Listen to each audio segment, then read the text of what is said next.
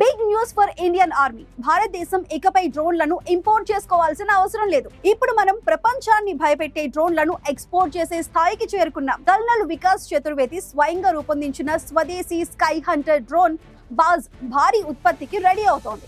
సైనిక అనుభవాన్ని, ప్రైవేట్ కంపెనీల ఫ్లెక్సిబిలిటీని కలిపినప్పుడు స్వదేశీ సాంకేతికత ఎంత డేంజరస్ గా మారుతుందో ఇది నిరూపించింది.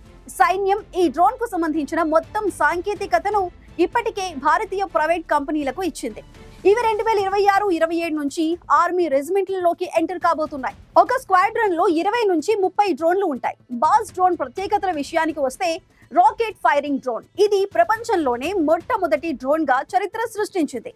ఇప్పటి వరకు డ్రోన్లు కేవలం చిన్న బాంబులు లేదా గ్రెనేడ్లు మాత్రమే జారవిడిచాయి. కానీ బాజ్ అనేది పూర్తి రాకెట్ లాంచర్, అంటే ఆర్పీజీ లేదా యాంటీ ట్యాంక్ రాకెట్ వంటివిని మోసుకు వెళ్లి గాల్లో నుంచి పేల్చగల ఫస్ట్ డ్రోన్.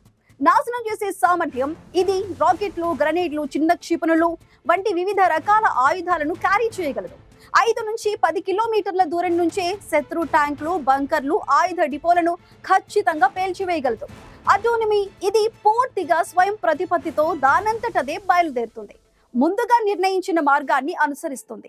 టార్గెట్ ను నేరుగా కెమెరా వైపు గురిపెట్టి దాడి చేసి ఆపై సురక్షితంగా తిరిగి రాగలదు. అవసరమైతే మాన్యువల్ కంట్రోల్ ను కూడా పొందగలదు.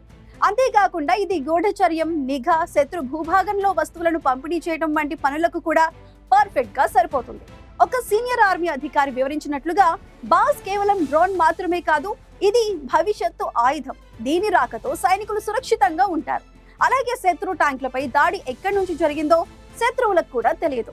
కల్నల్ వికాస్ చతుర్వేది మాట్లాడుతూ సరిహద్దులో ప్రాణాలను పణంగా పెట్టే సైనికుల కోసం దీనిని రూపొందించామని వెల్లడించారు. ఇప్పుడు ఈ డ్రోన్ వారికి రక్షణ కవచంగా, శత్రువుల శరీరాలను తెగ నరికే కత్తిగా ఉపయోగపడుతుందని అన్నారు. ఈ డ్రోన్ సామర్థ్యంపై అనేక దేశాలు ఇప్పటికే ఇంట్రెస్ట్ కనబరుస్తున్నాయి. బాజ్ రాకతో సరిహద్దులో మోహరించిన భారత సైనికులు తక్షణ బలాన్ని పొందుతారు.